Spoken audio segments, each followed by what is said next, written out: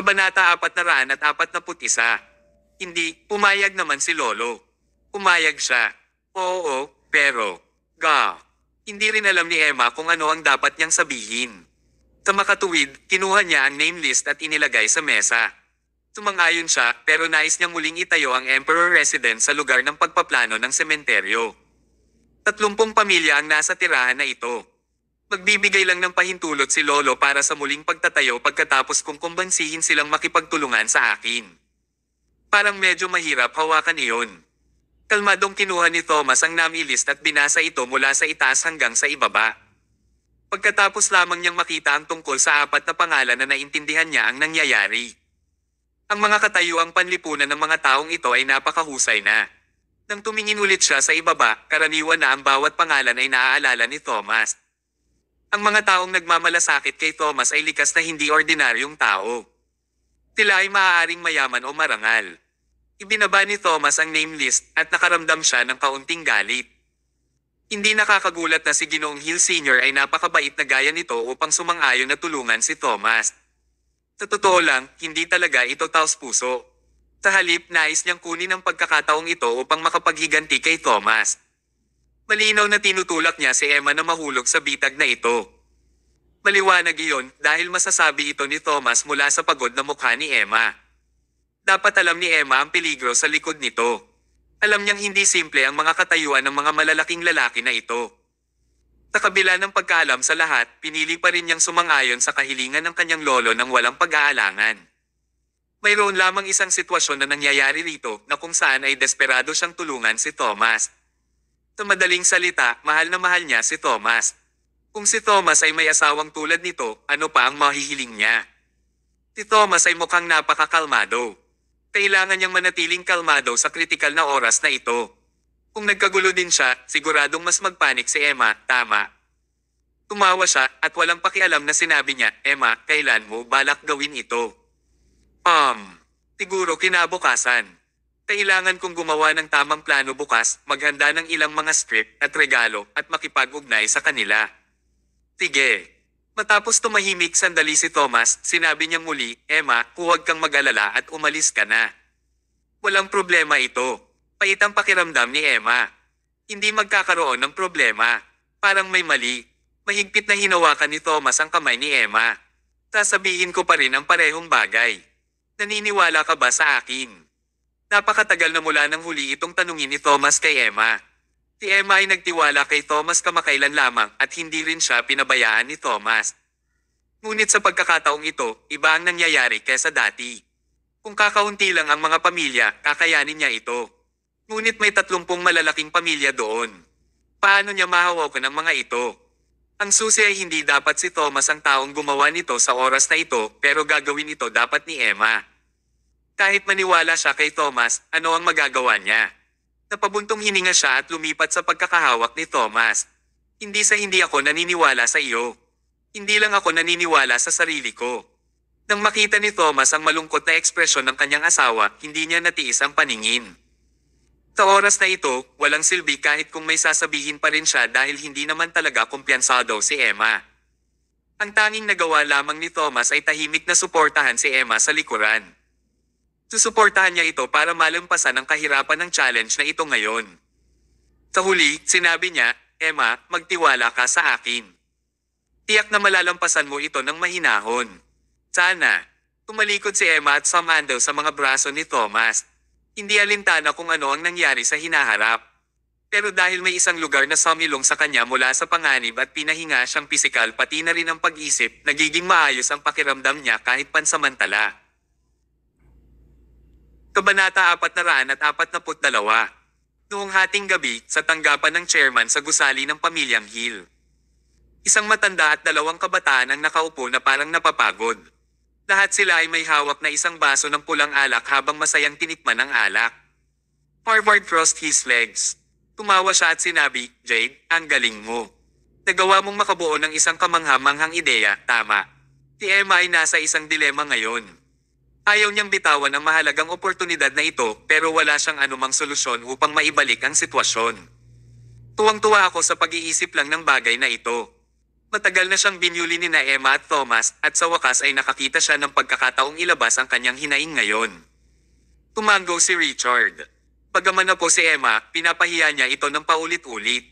Mabuti na lang, sa wakas ay nagkaroon siya ng pagkakataong talagang insultuhin si Emma ngayon. Bukod doon, hindi niya pinilit si Emma na gawin ito, pero nais ni Emma na gawin ito mismo. Hindi rin siya gumawa ng pagkusa upang insultuhan si Emma, ngunit gumamit siya ng ibang mga tao upang lokohin siya.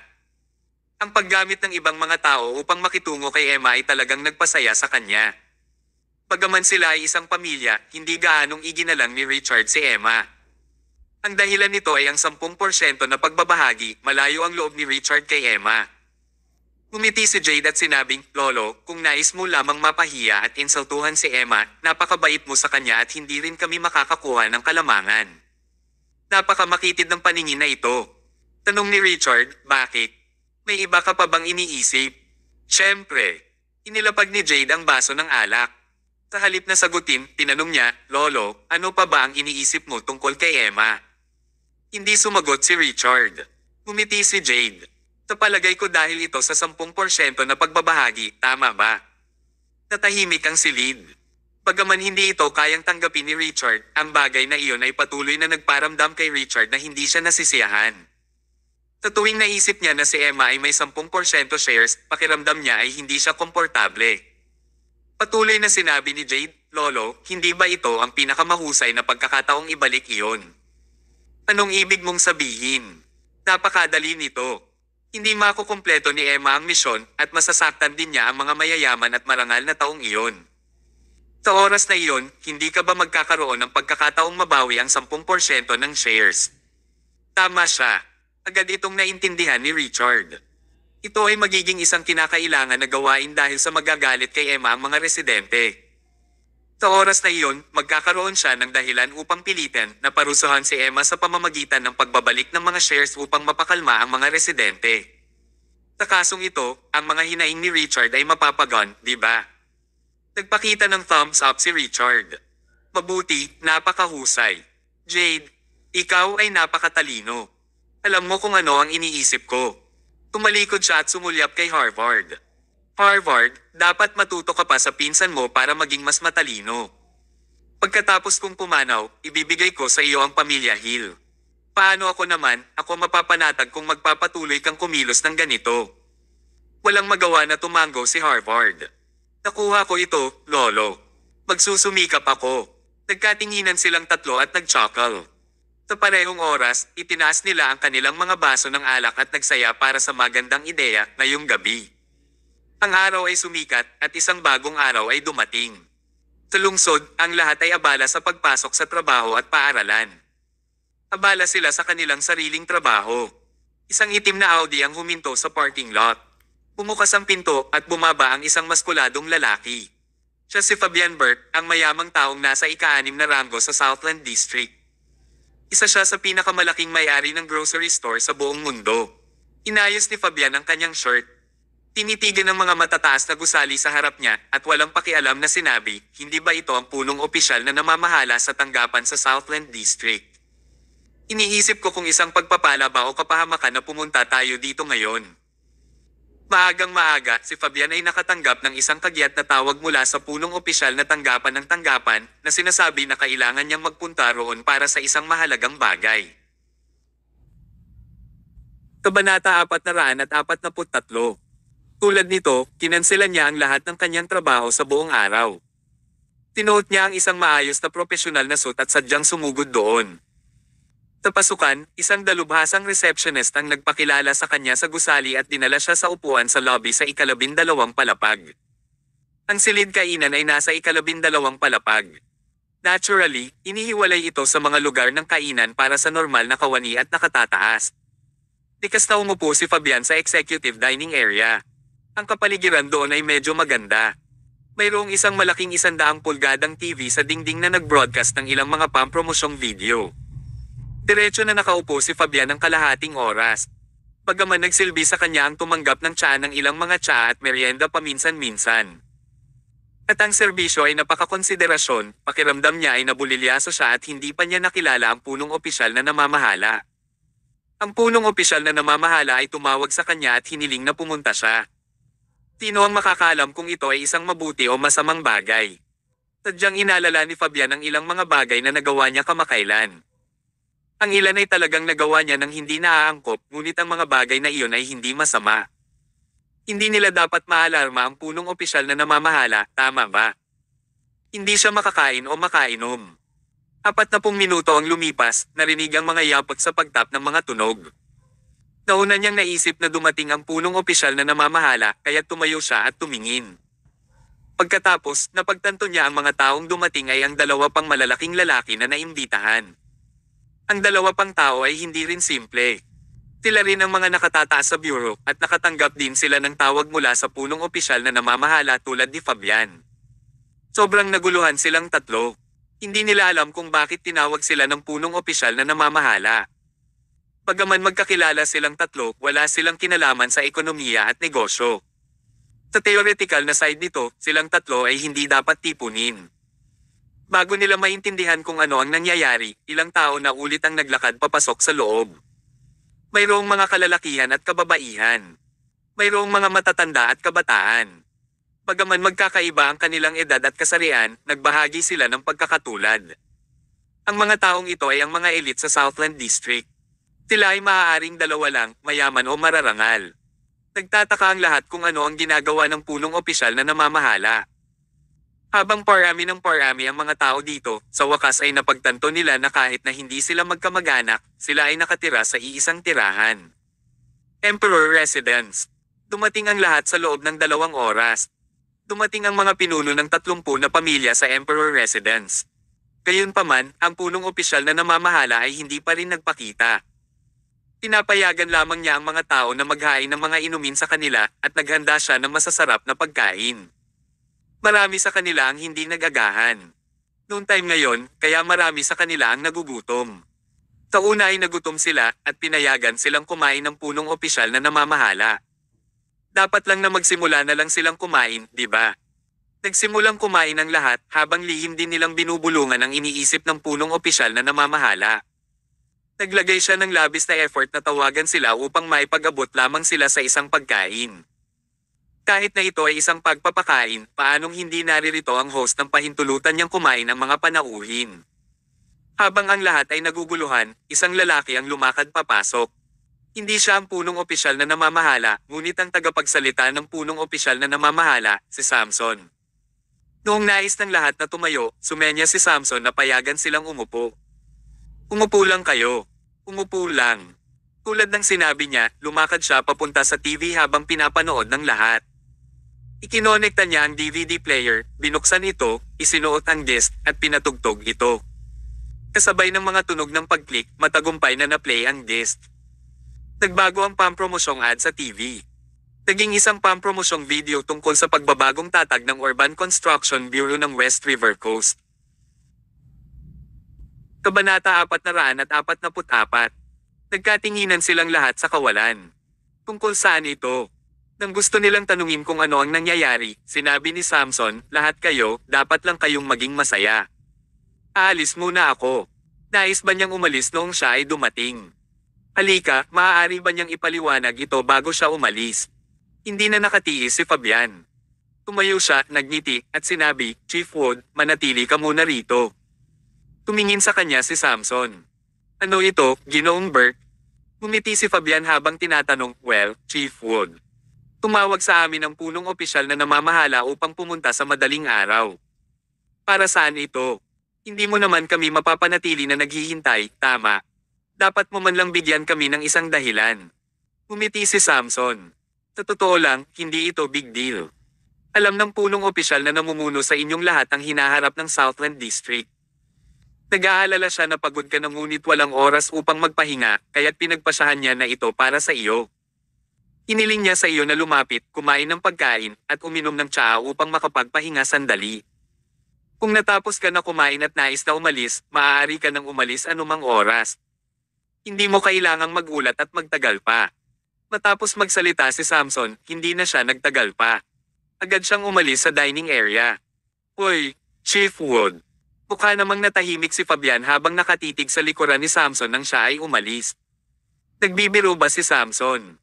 Tinawag niya ang 30 mayamang tao na pumunta sa madaling araw para lamang sila kumain at makapagpahinga. Bakit parang nararamdaman nilang niloko sila? Ito ay tulad ng hari na sinusubukang patawanin ang kanyang asawang babae sa pamamagitan ng pagbiro sa kanyang mga nasasakupan.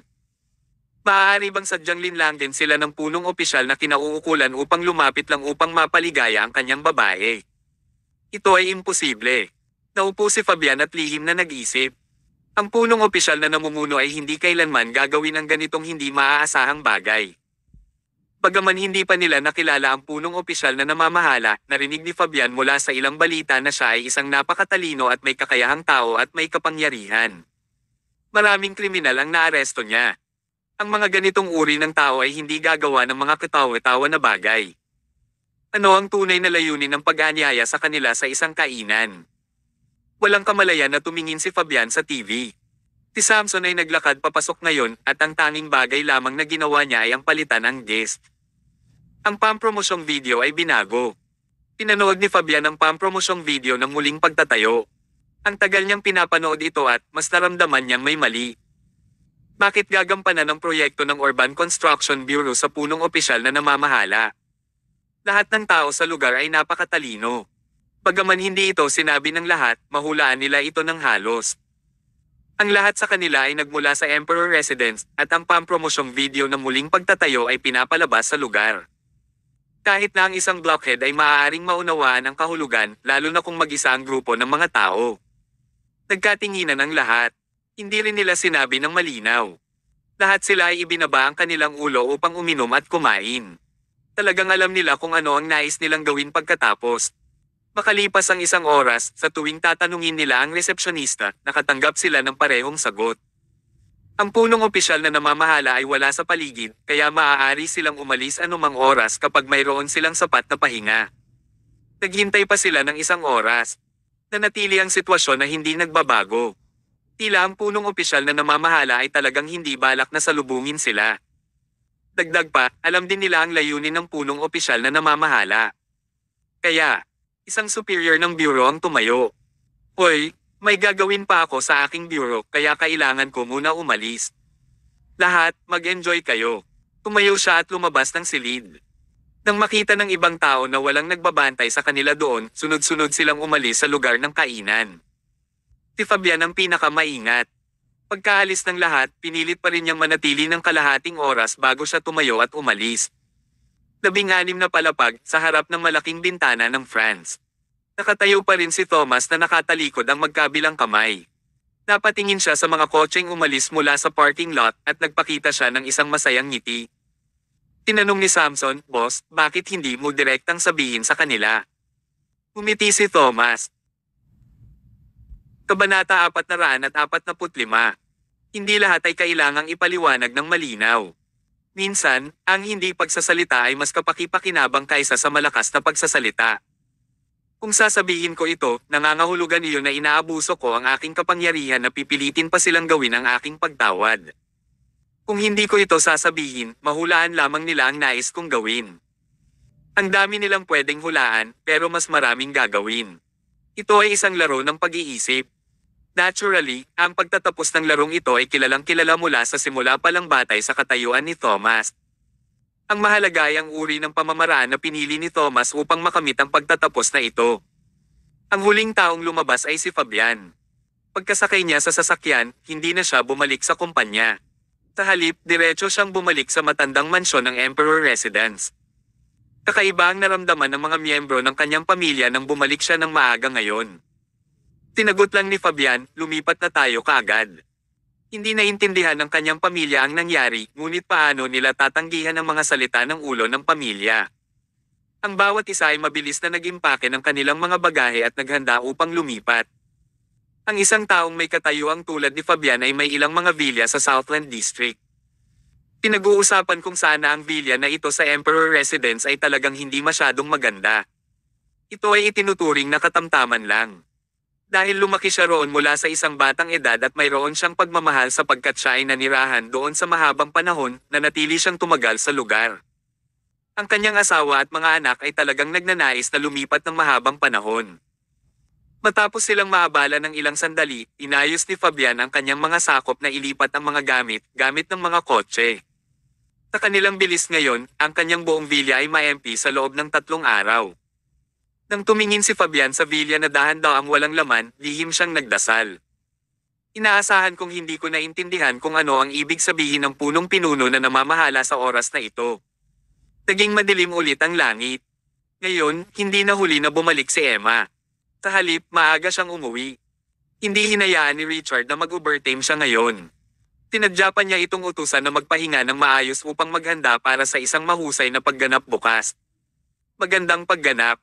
Haha. Nakaramdam ng inis si Emma. Nang malapit na ito sa oras na kailangan niyang puntahan at kumbansihin ang mga residente, mas kinakabahan ang naramdaman niya.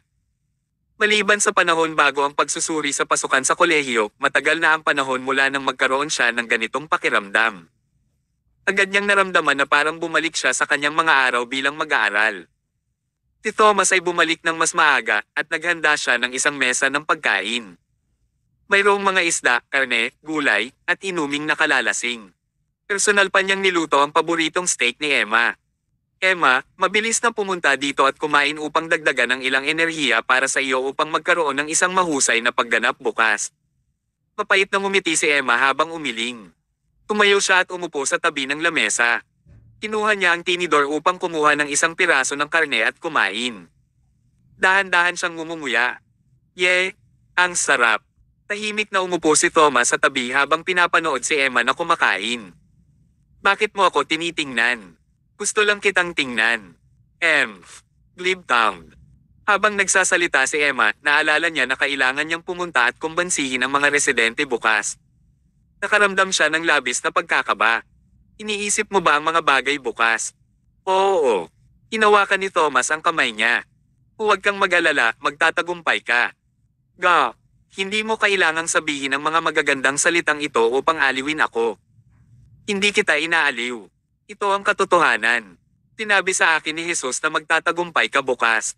Diyos. Tumalikod si Emma at tumingin sa cross na dinala niya sa bahay. Naguluhan siya nang tanungin niya, bakit sasabihin sa iyo ito ni Jesus? Sinabi ni Thomas, nanalangin ako kay Jesus ngayon lang. Inaasahan kong matutulungan kanyang magtagumpay bukas. Ano sa palagay mo ang sinabi niya? Ano ito? Tinuro ni Thomas ang krus. Tumenya sa akin si Jesus ng isang okay. Hindi ba nangangahulugan ito na sinabi niyang oo sa akin? Sige. Sumulyap si Emma sa krus at tumawa siya.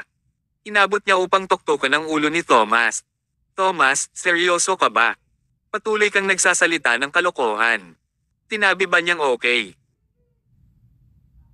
Kabanata 446. Kinaumagahan, pagkatapos maghanda ni Emma, nagsuot siya ng isang itim na profesional na suit. Mukha siyang sariwa at malinis. Nagmaneho siya sa Emperor Residence at pinayagan lamang siya na makapasok pagkatapos niyang malagpasan ng security check. Unit 28, bahay ni Fabian. Nang lumapit si Emma sa pintuan, naglakad ang may bahay at binuksan ang pinto bago pa niya pindutin ang doorbell. Ikaw ba si Miss Hill? Oo. Matagal nang naghintay ang aming master. Ika'y makakapasok na. Habang pinagsisilbihan ng kasambahay, dumating si Emma sa sala at umupo. Naghahain ng tagapangalaga ng bahay ng isang tasa ng tsaa. Wala sa mood si Emma na uminom ng tsaa. Napakabilis ng pintig ng kanyang puso at nag-aalala siya kung paano niya dapat simulan ang pag-uusap. Magagalit kaya ng husto si Fabian pag narinig niya ito. Malamang oo. Kung magalit siya, ano ang dapat niyang sabihin? Lihim na naisip ni Emma ang bawat posibleng sitwasyon. Kahit na, wala pa rin siyang kumpiyansa na kumbansihin siya. Ilang sandali pa ay lumabas na si Fabian. Ito ay ganap na naiba mula sa naisip ni Emma. Akala niya magagalit at malamig si Fabian. Pagkatapos ng lahat mula sa mga miyembro ng pamilya Hill na dating dumating, alam niya na ang taong ito ay mahirap hawakan. Ngunit, ganap itong naiiba sa oras na ito. Tumawa si Fabian habang naglalakad. Sinabi niya sa isang napaka-paumanhin na tono, paumanhin, maaga akong nagising, kaya't natulog ako. Paumanhin sa paghihintay sa akin. Siya ay magalang. Kinurot ni Emma ang sarili. Pakiramdam niya ay nananaginip siya. Sinabi niya, Mr. Burke, sa palagay ko dapat alam mo rin kung bakit ako dumating sa iyo sa oras na ito. Gusto ko. Tinaas ni Fabian ang kamay at sinenyasan siya na huwag nang sabihin ulit. Nakaramdam ng pessimistic si Emma. Tila mabibigo pa rin siya. Bagaman mukhang pala kaibigan si Fabian, hindi siya pumayag na sumang-ayon sa muling pagtatayo. Ano ang dapat niyang gawin? Habang malapit nang magalit si Emma, pinaikit ni Fabian ang kanyang mga mata, bahagyang ngumiti, at sinabing, may nagsabi sa akin tungkol dito dati, kaya hindi mo na kailangan ito ulit sabihin. Miss Hill, nagdala ka ng panukala, tama. Pipirmahan ko lang ito. Sige. Ano nga ulit? Halos magulat si Emma kaya napatayo siya. Ano? Ano ang nangyayari ngayon? Nais ba niyang pirmahan ang panukala bago ko sabihin? Nangangahulugan ba ito na pumayag siya? Ginoong Bert, ibig mong sabihin. Sumasang-ayon ka sa planong muling pagtatayo. Tumango si Fabian. Oo, ito ay isang mabuting bagay na maaaring makinabang sa mga mamamayan. Pinangungunahan din ito ng Bureau.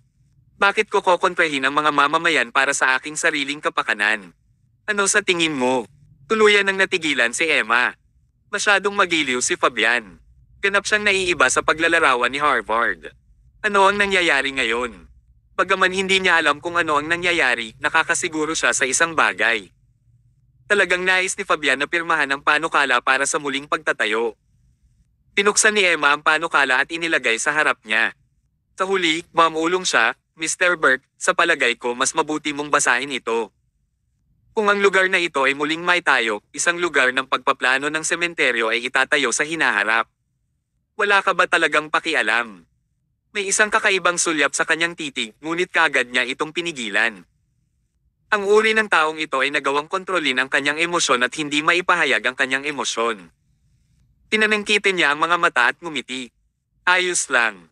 Maaaring magpasya ang pamilya Hill kung paano ito muling maitataguyod. Presidente lang ako, hindi ako pwedeng makialam. Kinuha niya ang panulat at nilagdaan lang ang kanyang pangalan. Sa huli, tinanong ni Fabian sa isang casual na paraan, Miss Hill, ang pamilya Hill ba ay napakalapit sa punong opisyal na namamahala? Natigilan si Emma. Bakit niya isipin yon? Kung ang pamilya Hill ay mayroong koneksyon, magiging pangalawang baitang pa rin ang pamilya ngayon. Kabanata 447. Ang awkward siyang umiling. Ginoong Bert, ikaw ata ay nagbibiro. Ang punong opisyal na namamahala ay malayo sa ating liga. Ginoong Bert, bakit mo na itanong iyon? Wala. Basta nagtanong lang ako. Nanatiling tahimik si Fabian. Magalang niyang pinalis si Emma. Kaagad na lumabas si Emma sa bakuran, ang tagabantay mula sa Unit 27 ay naghihintay sa pasukan.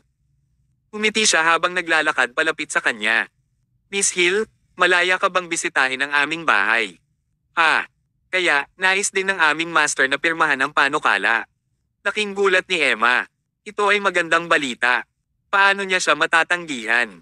Tinundan niya kaagad ang kasambahay sa Unit 27. Halos kapareho ito ng dating pamamaraan. Pinayagan niya ang may-ari na pirmahan ang panukala ng walang anumang mga hikap. Bago pa siya makapagpahinga ng medyo matagal pa, ang mga tagabantay ng bahay sa iba pang mga bahay ay lumapit din. Si Emma ay nagtrabaho para sa buong umaga. Isa-isa niyang binisita ang mga bahay upang payagan silang pirmahan ang panukala.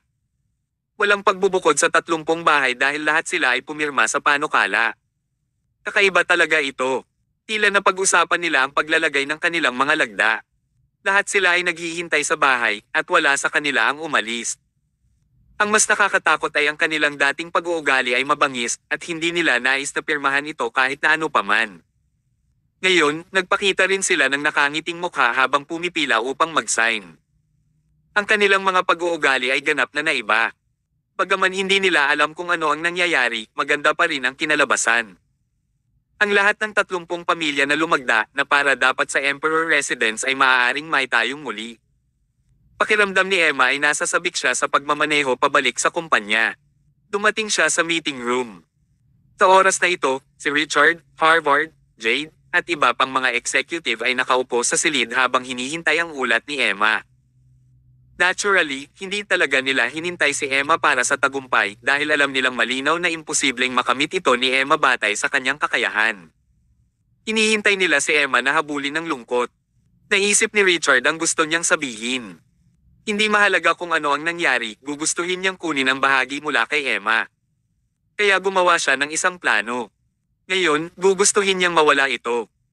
Nang makita ni Richard si Emma na naglalakad papasok sa silid ng pagpupulong, umubo siya at tinanong, pumunta ka na ba doon upang kumbansihin sila? Yeah. Tumango ng malakas si Emma. Tadyang inaliw ni Richard. Hindi mo kailangang malungkot. Hindi ka rin ang una na nabigo.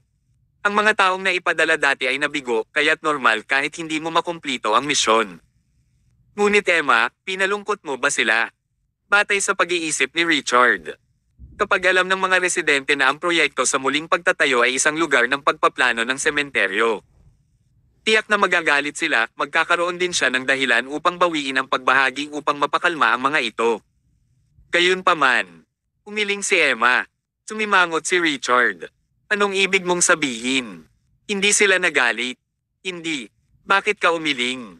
Matapat na sinabi ni Emma, nais kong ipahayag na hindi nila tinanggihan ang proyekto ng muling pagtatayo. Ang silid ay nabalot ng katahimikan. Nagpakita ang bawat isa ng isang komplikadong ekspresyon. Shock, puzzlement, hinala, at gusot. Ang bawat isa sa kanila ay nakaduda sa sinabi ni Emma. Hindi sila naniwala sa mga sinabi niya. Seryoso ang hitsura ni Richard. Emma, ano ang ibig mong sabihin?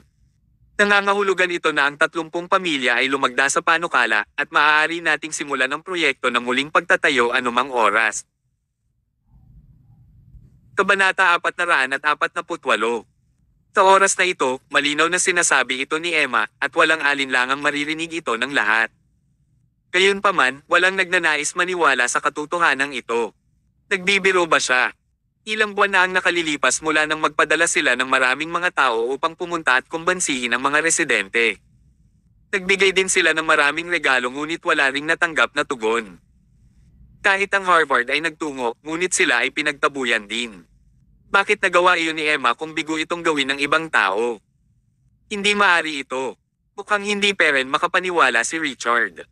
Mahigpit niyang sinabi, Emma, huwag mo kaming pahirapan. Ito ay napakahalaga.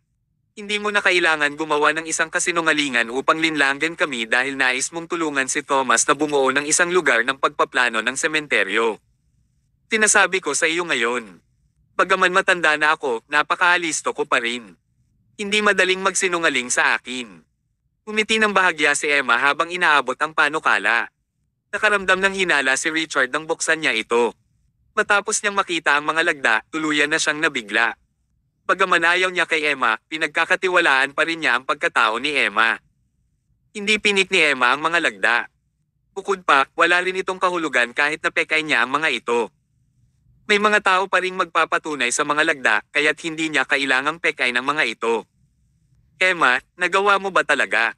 Tinuro ni Emma ang panukala. Narito na ang mga lagda. Napanganga si Richard.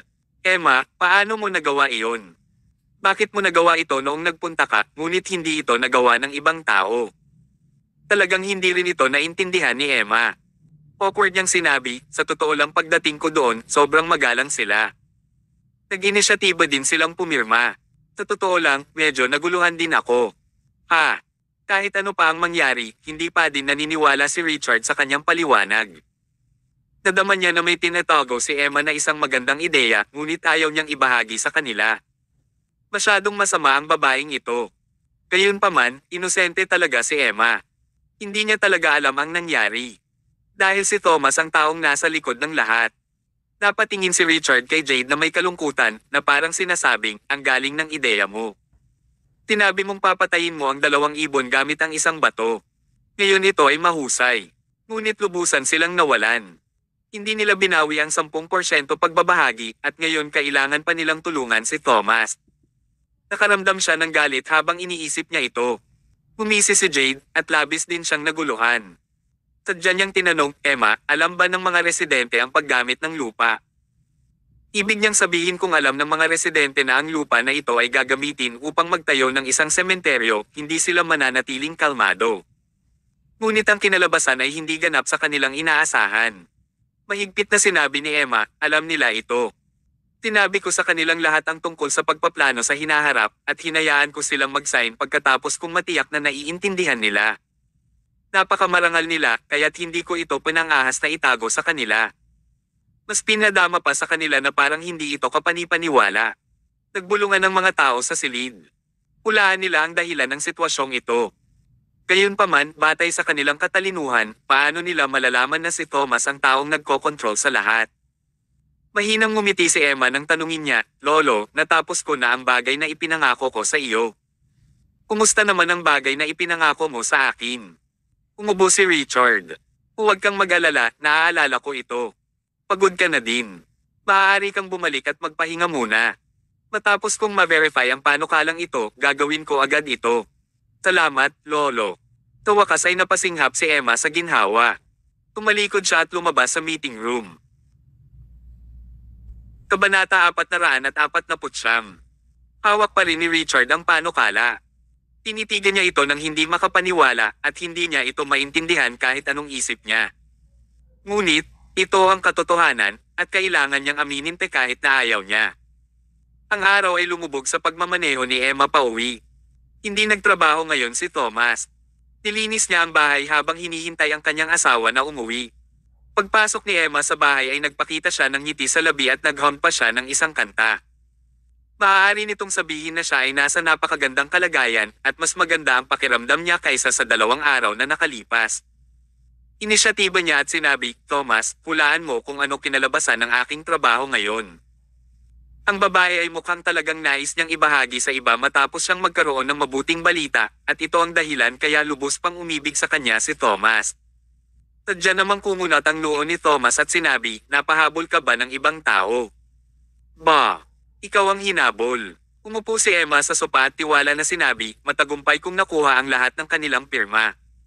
Ngayon, ang muling pagtatayo ng Emperor Residence ay maaaring gawin anumang oras." "Thomas, ang aking pangako na itatayo ang libingan ng iyong kapatid ay nasa mga plano din ngayon. Ano sa tingin mo? Nais mo bang pasalamatan ako?" Tumawa si Thomas nang makita si Emma na mukhang mayabang. Ito ay tumingin ng medyo mabuti. Umupo siya sa tabi ni Emma at hinawakan ang kamay nito. "Emma, ay pangako mo sa akin na magiging masaya ka rin tulad nito araw-araw." Umiti ng unti si Emma. Tumalikod siya at sumandal sa mga braso ni Thomas. Ang gusali ng tanggapan ng pamilya Hill, ang tanggapan ng chairman. Nagdaos ng panukala si Richard at paulit-ulit na na-verify. "Walang problema. Wala namang problema." Nagpakawala siya ng mahabang buntong hininga. Baka ito ang kapalaran." Ang bagay na hindi mo malulutas ay nalutas ni Emma. "Bagaman hindi ako komportable, sa wakas ay naayos na ito kahit ano paman. Kapakipakinabang din ito para sa buong proyekto. Mayroong mga kalamangan at kahinaan. Sa pangkalahatan, maraming mga kalamangan kaysa kahinaan. Hayaan mo na." Naramdaman din ni Richard na walang magawa. Ang pagkuha ng mga lagda ay mas mahusay pa rin kaysa sa pagkuha ng wala. Ang problemang ito ay tumagal sa kanila ng ilang buwan at sa wakas ay nalutas na ito. Bagaman ang plano ay naiiba mula sa orihinal na plano at atubili rin niyang tinulungan si Thomas, ang malaking direksyon ng buong proyekto ay nanatiling hindi nagbabago. Ito ay isinasaalang-alang ang kapalaran kabilang sa mga pinakamalaking kasawian. Gayunpaman, ang Harvard ay hindi kaparehas ng kanilang iniisip. Ngumisi siya at sinabi, "Lolo, hinayaan mo lang ba ito? Gusto mo ba talagang tulungan si Thomas? Nakalimutan mo ba kung ilang beses kang ininsulto nito sa amin?" Mamantong hininga si Richard. "Sa tingin mo ayoko siyang iframe. Ngunit, ganito pala. Ano pa bang magagawa ko?" Natahimik ang silid. Sa oras na ito, biglang sinabi ni Jade, "Lolo, mayroon akong solusyon na maaaring pumatay sa 2 ibon gamit lamang ang isang bato." Ulit. Dahil lamang sa sinabi niya ang pamamaraan ng pagpatay sa 2 ibon gamit ang isang bato na naging awkward ang sitwasyon ngayon. Ngayon, gusto ba niyang patayin muli ang 2 ibon gamit ang isang bato? Sumimangot si Richard at sinabi, "Jade, maaasahan ba ang iyong ideya?" Tinapik ni Jade ang kanyang dibdib at sinabing, "Lolo, huwag kang mag-alala. Ito ay magiging makabuluhan at maasahan. Sabihin mo, Lolo, mayroon na tayong lagda ngayon. Sa totoo lang, hindi ka ba magpapasya kung paano isasagawa ang muling pagtatayo? Bakit hindi mo lamang ito tanggihan sa harap ni Emma? Ang Emperor Residence ay naisave para sa ibang paggamit at maaari kang makahanap ng isang malayong lugar upang makabuo ng isang lugar ng pagpaplano ng sementeryo. Hindi mo ba kaya ang hawakan siya ng ganyan? Masayang tumango si Richard. Tama, Jade, ang ganda ng idea mo. Tatanggihan ko ang pangako ko sa kanya. Kabanata 450. Kinabukasan, sinamahan ni Thomas si Emma na pumunta sa gusali ng pamilyang Hill. Handa silang saksihan ang pagkumpleto ng proyekto. Pagpasok nila sa gusali, ang mga tao ay patuloy na sumulong upang batiin si Emma. Ngayon, sa wakas ay naranasan ni Emma kung ano ang ibig sabihin ng tagumpay. Nakatanggap siya ng iba't ibang mga papuri sa daan. Kapag nakita siya ng sinuman, pinupuri siya dahil sa kanyang kakayahan na kahit ang isang mahirap na lugar tulad ng Emperor Residence ay napagtagumpayan niya. Gumamit siya ng higit sa 10 minuto upang maglakad sa isang maikling distansya mula sa pasukan ng gusali patungo sa opisina. Matapos ang isang mahirap na paglalakbay, sa wakas ay dumating si Emma sa kanyang tanggapan. Pagod na inilagay niya ang kanyang bag sa desk ng opisina. Ang kanyang trabaho ngayon ay hindi pa nagsisimula at halos siya ay napagod. Ngumiti si Thomas nang sabihin niya, ikaw na ngayon ang pinakatanyag na tao. Kung sino man ang makakita sa iyo ay kailangan kang respetuhin at tugunan ka bilang Miss Hill. Umirap ng mata si Emma. Halos napagod ako ng husto. Pinagtatawanan mo pa ako. Habang nag-uusap silang dalawa, kinatok ang pinto. Pasok ka. Pinuksan ang pinto at lumakad ang sekretarya na may panukala bago niya ito ibigay kay Emma. Miss Hill, ito ang panukala para sa muling pagtatayo ng Emperor Residence na nilikha ng chairman nung isang gabi. Sa parehong oras, ang plano ng lugar ng pagpaplano ng sementeryo ay nakasulat din ng malinaw. Sige, naintindihan ko na. Tumalikod ang kalihim at umalis. Tinamayan ni Emma ang panukala gamit ang kanyang kamay at tinanong niya ito ng may ngiti, paano mo ako pasasalamatan? Umubo si Thomas. Saglit siyang nag-isip bago sinabi, hindi ako magsisinungaling. Gagawan kita ng masaganang hapunan ngayong gabi. Maaari mong sabihin ang anumang nais mong kainin. Ano sa tingin mo? Masayang tumango si Emma. Oo, hindi ito masama. Matapos niyang sabihin iyon, binuksan niya ang panukala at nilaipat ang pahina. Sa una, ipinakita pa rin niya ang isang ngiti sa kanyang mukha. Ngunit habang binabasa niya, mas marami siyang nahanap na mali. Dahan-dahan ding nagbago ang ekspresyon niya. Sumimangot siya ng husto. Pinaliktad din niya ang mga pahina sa isang pinakamabilis at napahinga ng mas mabilis. Hindi ito tama. Paano ito nangyari? Nang makita ni Thomas ang ekspresyon ni Emma, alam niyang may mali. Batay sa tauhan ni Richard, paano niya masiyahan ang nais ni Thomas sa isang simpleng pamamaraan? Kung hindi gumawa ng eksena si Richard, kakaiba ang pakiramdam ni Thomas. Mukha siyang walang pakialam habang tinanong niya, ano ang nangyari? Agad na hinampes ni Emma ang proposal sa lamesa. Nadama niya ang pagtatrabaho at galit. Lolo, nais niyang gawing isang park ang Emperor Residence na meninangil ng danyos. Samantala, ang lugar ng pagpaplano ng sementeryo ay ililipat sa isang napakalayong lugar. Hindi man sabihin ang kapaligiran ay napakasama, ang lugar ay napakaliit din. Grabe ang lokasyon. Haha. Malinaw na nangangahulugan ito na ayaw ni Richard na kumuha ng isang magandang lugar para kay Thomas. Umisi ang ngipin ni Emma at sinabi, katawa-tawa ito. Malinaw na sinabi niya kung makukuha ko ang mga lagda, gagawin niyang Emperor Residence na lugar ng pagpaplano ng sementeryo. Paano niya magawa ang pagbabago sa huling minuto? Umiti ng mahina si Thomas habang umiling. Hindi ito ang unang araw na nakilala ni Thomas si Richard. Si Richard ay isang napaka-kuripot na tao. Hindi na bago sa kanya na gawin ang ganitong uri ng bagay. Hindi ito isang kakaibang bagay. Inampes ni Emma ang desk sa galit. Hindi pwede. Hindi ko papayag ang mangyari ang ganitong bagay. Bago magsalita si Thomas, kinuha ni Emma ang panukala at naglakad palabas. Naglagay siya ng labis na pagsisikap upang magawa ito. Paano nila aalisin ang kanyang kontribusyon ng ganoon? Bukod sa, siya ay kumilos ng may dangal sa harap ni Thomas ng matagal. Kung hindi niya ito magagawa sa oras na ito, magreklamo ba si Thomas tungkol sa kanya? Bagaman maaaring hindi masisi ni Thomas si Emma, hindi niya ito maaaring tanggapin.